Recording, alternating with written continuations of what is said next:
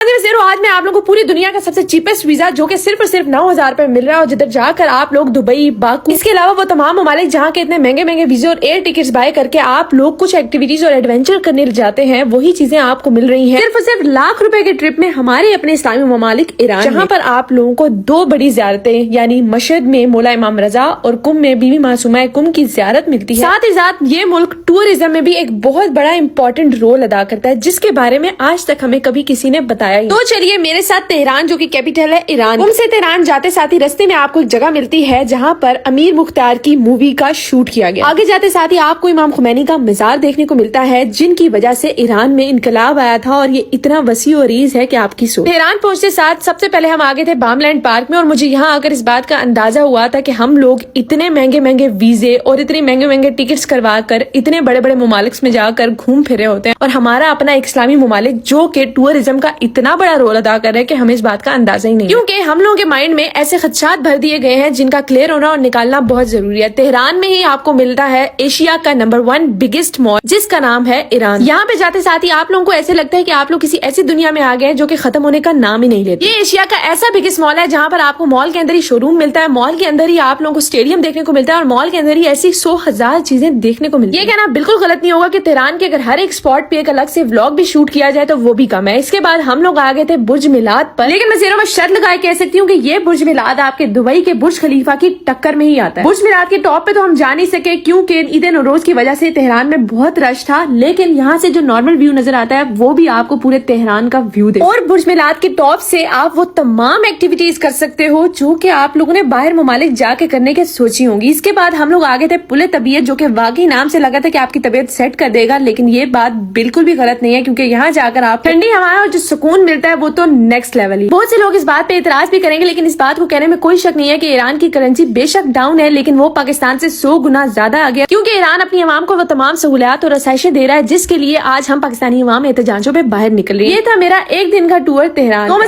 ایران ایک بہت ہی سیولائزڈ اور ہاسپٹیلٹی سے بھرے ہوئے لوگوں کی کنٹری ہے۔